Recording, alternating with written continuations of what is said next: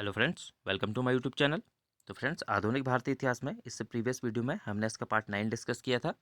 आज इस वीडियो में हम इसका पार्ट 10 डिस्कस करेंगे, जिसमें हम कांग्रेस के गठन से पूर्व जो भारत में या बाहर जो राजनीतिक संस्थाएं गठित हुई उनको देखेंगे कि ये कौन कौन सी थी, जो आपके आने वाले एग्जाम के लिए काफ़ी इंपॉर्टेंट होने वाली हैं।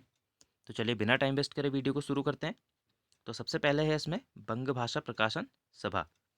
तो बंग भाषा प्रकाशन सभा का गठन 1836 ईस्वी में कहाँ, कलकत्ता में राजा राम मोहन राय के सहयोगियों के द्वारा किया गया था। तो याद रखिएगा, कब किया गया था, 1836 में। कहाँ किया गया था, कलकत्ता में। ठीक है। और इस संगठन ने क्या है, बंगालियों को राजनीतिक रूप से एकजुट करने का प्रयास किया तथा उनके अंदर की दुर्भावना को दूर करके उन्हें ब्रिटिश सरकार के खिलाफ संगठित किया।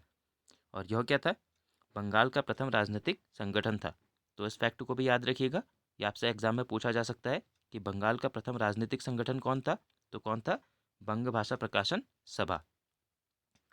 अब नेक्स्ट हम इसमें देखते हैं जमींदारी एसोसिएशन या लैंड होल्डर सोसाइटी। तो जो लैंड होल्डर सोसाइटी है, इसकी स्थापना जुलाई 1838 ईस्वी में कहाँ, बंगाल में द्वारका नाथ टैगोर के द्वारा इसकी स्थापना की गई थी। तो याद रखिएगा कब की गई थी, 1838 में। और कहाँ की गई थी, बंगाल में। और किसके द्वारा, द्वारकानाथ टैगोर के द्वारा। और क्यों की गई थी इसकी स्थापना, या इसका मुख्य उद्देश्य क्या था। तो जमींदारों के हितों की सुरक्षा के लिए इसकी स्थापना की गई थी। तो आपसे ये भी पूछा जा सकता है कि लैंड होल्डर सोसाइटी की स्थापना किस लिए की गई थी। तो किस लिए, जमींदारों के हितों की सुरक्षा के लिए इसकी स्थापना की गई थी।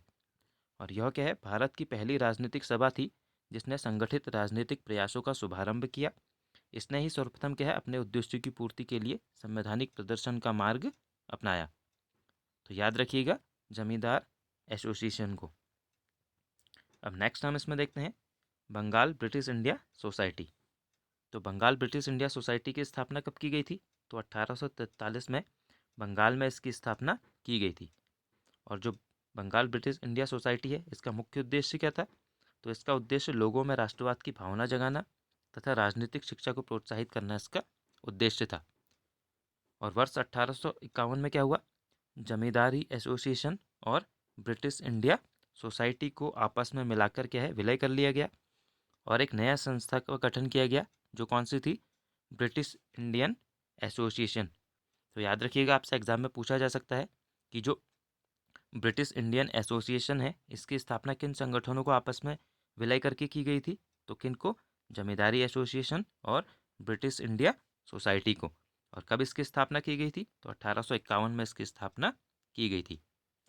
और इसके जो संस्थापक सदस्य थे वो कौन थे, राधाकांत देव, देवेंद्रनाथ टैगोर, हरीश चंद्र मुखर्जी, राजेंद्र लाल मित्र इसके संस्थापक सदस्य थे। तो इनके भी नाम याद रखिएगा। और जो राधाकांत देव हैं, ये क्या है, इसके प्रथम अध्यक्ष भी थे। तो इनका नाम भी याद रखिएगा। अब नेक्स्ट हम इसमें देखते हैं ईस्ट इंडिया एसोसिएशन। तो ईस्ट इंडिया एसोसिएशन की स्थापना दादा भाई नौरोजी ने की थी।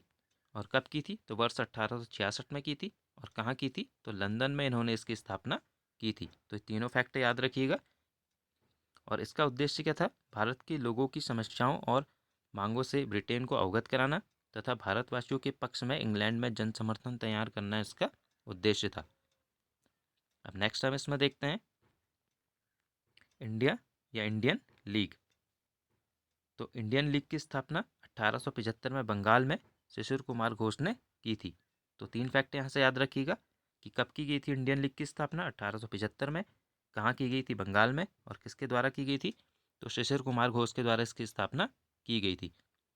और जो इंडियन लीग है, इसका उद्देश्य क्या था, तो इसका उद्देश्य भारतीयों में राष्ट्रवाद की भावना को जगाना तथा राजनीतिक शिक्षा को प्रोत्साहित करना इसका उद्देश्य था। और जुलाई 1876 में क्या हुआ कि इंडिया या इंडियन लीग का स्थान किसने, इंडियन एसोसिएशन ने इसका स्थान ले लिया। तो अब जो इंडियन एसोसिएशन है, हम इसको देखते हैं ये क्या है। तो इंडियन एसोसिएशन को भारत संघ के नाम से भी जाना जा सकता है। तो दोनों नाम याद रखिएगा ये।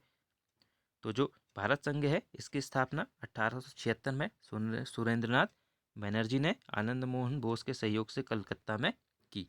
तो ये फैक्ट याद रखिएगा, कब की थी, 1876 में। और किसने की थी, सुरेंद्रनाथ बनर्जी ने। और कहाँ की थी, तो कलकत्ता में इसकी स्थापना की थी। और जो भारत संघ है, इसका मुख्य उद्देश्य क्या था, तो इसका उद्देश्य एक साझा राजनीतिक कार्यक्रम हेतु भारतवासियों में एकता की स्थापना करना तथा तत्कालीन राजनीतिक व्यवस्था के संदर्भ में सशक्त जनमत तैयार करना इसका उद्देश्य था। और एसोसिएशन ने क्या है, इंग्लैंड एवं भारत में एक साथ सिविल सेवा परीक्षा कराने को लेकर आंदोलन चलाया। और बाद में 1886 में क्या है, जो भारत संघ या इंडियन एसोसिएशन है इसका विलय कहाँ कर दिया गया, तो कांग्रेस में इसका विलय कर दिया गया। तो ये एग्जाम में पूछा जाता है कि इंडियन एसोसिएशन का विलय कांग्रेस में कब किया गया, तो 1886 में इसका विलय कर दिया गया था। अब नेक्स्ट हम इसमें देखते हैं पूना सार्वजनिक सभा। तो पूना सार्वजनिक सभा की स्थापना 1867 में महादेव गोविंद रनाडे के द्वारा की गई थी। तो याद रखिएगा कब की गई थी, 1867 में, और किसके द्वारा, महादेव गोविंद रनाडे के द्वारा इसकी स्थापना की गई थी। और जो पूना सार्वजनिक सभा है इसका उद्देश्य क्या था, तो इसका उद्देश्य सरकार और जनता के मध्य क्या है, सेतु का कार्य करना था। अब नेक्स्ट देखते हैं, नेक्स्ट है बॉम्बे प्रेसिडेंसी एसोसिएशन। तो इसकी स्थापना 1885 में बदरुद्दीन तैयबजी, फिरोज शाह मेहता तथा केटी तेलंग ने की थी। तो याद रखिएगा कब, 1885 में। और इसके सदस्यों के नाम भी याद रखिएगा जिन्होंने की थी, ये एग्जाम में पूछे जाते हैं। तो कौन कौन है ये, बदरुद्दीन तैयबजी, फिरोज शाह मेहता और केटी तेलंग। अब नेक्स्ट हम इसमें देखते हैं मद्रास महाजन सभा। तो मद्रास महाजन सभा की स्थापना 1884 में बी सुब्रमण्यम अय्यर, एम वीरा राघवाचारी तथा पी आनंद चार्लू ने इसकी स्थापना की थी। और इस सभा का उद्देश्य क्या है, स्थानीय संगठन के कार्यों को समन्वित करना इसका उद्देश्य था। तो याद रखिएगा कब की गई थी इसकी स्थापना, 1884 ईस्वी में। तो फ्रेंड्स, आज हमने जो कांग्रेस से पूर्व गठित महत्वपूर्ण संगठन थे उनको देखा। तो मिलते हैं हम नेक्स्ट वीडियो में। Thank you friends.